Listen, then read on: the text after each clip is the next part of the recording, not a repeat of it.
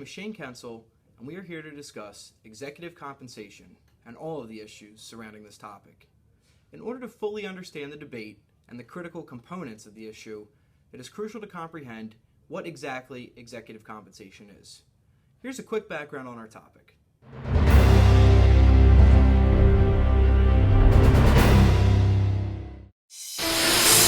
What's going on right now in the world of executive pay? How big is the gap now between top CEOs' pay and average employees? Just a staggering shift. It's a moral issue, too. Legally, they're entitled to this pay. Morally, perhaps not so. Is CEO compensation out of control? With corporate executives earning millions of dollars, while many people struggle to pay the mortgage or put food on the table, the financial crisis has spotlighted inflated CEO compensation. Did you know the average pay of a CEO from an S&P 500 index company can support 8 Nobel Prize winners, 25 university presidents, 28 U.S. presidents, 178 nurses, 213 police officers, 225 teachers, 753 minimum wage earners. Richard Bernstein, book critic for the New York Times and foreign correspondent for Time magazine, writes, "If you're like me, the hot-button issue of exorbitant pay for corporate executives is mainly a moral one, a matter of values. Those bloated pay packages of American CEOs illustrated what might be called the plutocratization of American life, a glorification of money as the chief ingredient of success. Executive pay in 2004 was 431 times the pay of the average worker, and in the decade before 2005, executive pay increased 5 times faster than the pay of the ordinary employee of that company. The figures were even starker when CEO compensation was compared to that of people trying to survive on the minimum wage. In a 2006 report, the Democrats on the House committee wrote, "An average CEO makes more before lunch on his first day of work than a minimum wage earner will make all year."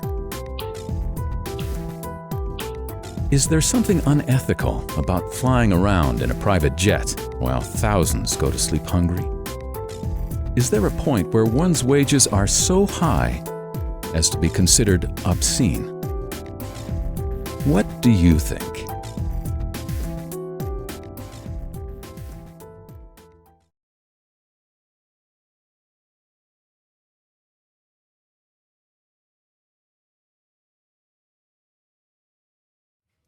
As the video said, in recent years, the topic of executive compensation has taken off and become a hot topic for debates between economists, businessmen and women, as well as the everyday person.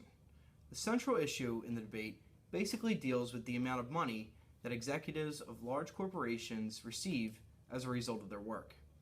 As the public has become increasingly made aware of the salaries of executives, people have become outraged at the amount of money that these executives are getting paid. Over the past decade, executive salaries have grown tremendously. According to Forbes magazine, CEOs are now making an average of more than 273 times what they pay their employees. In this graph by the Harvard Kennedy School, the salaries of CEOs as compared to the worker compensation has been graphed. As you can see in this chart, it is evident how since 1995, the growth between CEO salaries as compared to worker salaries has been tremendous. This growth raises the questions: do these executives get paid too much? Do they deserve this compensation? Should the government regulate the amount that executives receive? If so, how should this regulation occur? So, to provide more economic background on this issue, we are now going to cut to Lou, our economic expert. Hello, I'm Lou Velati, and I'm here to talk about the economic relevance of executive compensation. For an economist, why would executive compensation be relevant? Why would the topic of executive compensation be so important? The truth is that pretty much everything dealing with business, employees, wages, and money is important to the economy. The prices of products and the wages that employees get paid is extremely crucial to our economy in various ways. Some of these ways include economic growth, opportunity cost, and stimulating the economy. I'll talk about the economic growth and opportunity cost. In our eyes, one of the main problems with high executive compensation is how it can stunt the growth of the economy. With executives making insanely large salaries, we feel that that money would be better off being used on increasing the wages of the average worker. In the past, the economy has flourished when people in the United States had more disposable income. This so because when consumers have more disposable income, they are more likely to spend that money on normal goods.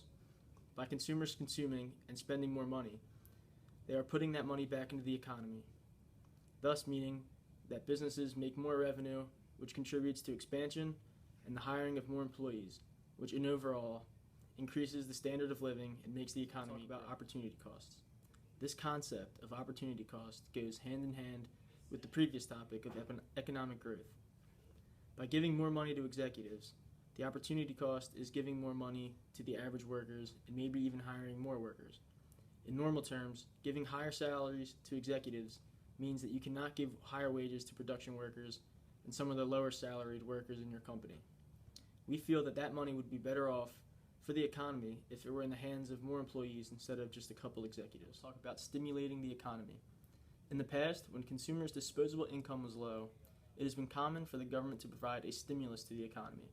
This is when the government tries to put more money into the hands of the consumers so that they can spend it and reinvigorate the economy. Cutting the amount of money that executives make and giving that to the other employees in the company could act as an unofficial stimulus in a way because it would be a good way to give more money into the economy. That is all on economic relevance of executive compensation. So back to Shane. Thank you, Lou. So after gathering much data, our correspondent Mike is now going to explain the facts and figures and how they relate to CEOs being overcompensated. Enormous differences in culture, income, religion, and other factors. Respondents in every country have universal desire for smaller gaps in pay between the rich and poor than current level in their countries.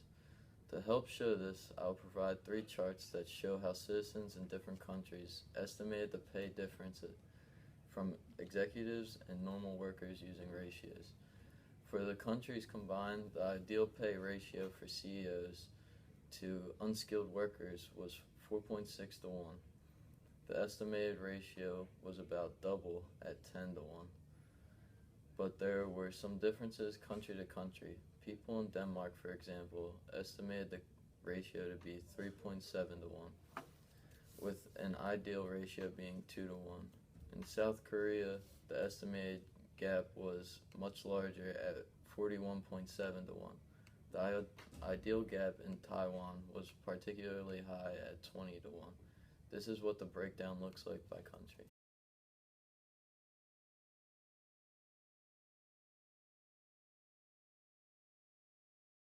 The ideal and estimated earnings from the previous chart are on this one, but they are so small they are nearly invisible. Studies show that even if workers in the country with the largest desired ratio difference, Australia at 8.3 to 1, would be hypothetically making over $500 million a year, while those in countries that emphasize the need for a smaller gap, Denmark, Sweden, and Norway at around 2 to 1, would earn over $1 million.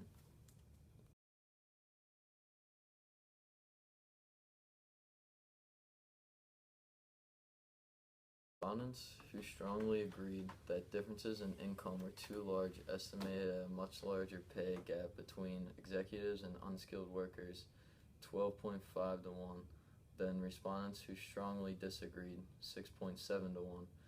Yet the ideal ratios for both groups were strikingly similar, 4.7 to 1 and 4.8 to 1, suggesting that whether people agree or disagree that current pay gaps are too large, they agree that ideal gaps should be small. We'll now go to Pat, who will justify executive salaries and why they are compensated so much. One simple justification behind the tremendous CEO pay levels is that companies must pay big in order to attract the right candidates who will impact the company's performance. That way, the company's shareholders get a better return on their investment. Many companies believe that by awarding a big part of an executive's compensation in the form of stock grants, they are providing an incentive for him or her to run the company well and personally benefit, as well as reward the shareholders. Another factor that companies cite for excessive pay is that some CEOs are indispensable. almost irreplaceable from the companies that they lead.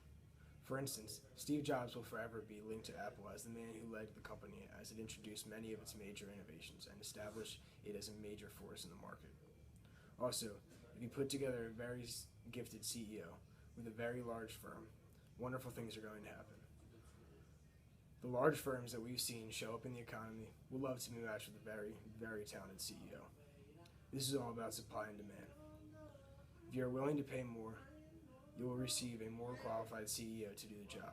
Supply and demand is one of the key reasons executive compensation is so high. Thank you, Mike and Pat. So, the only correct way to form a personal opinion pertaining to a certain topic is to analyze and gather information about both sides of the issue.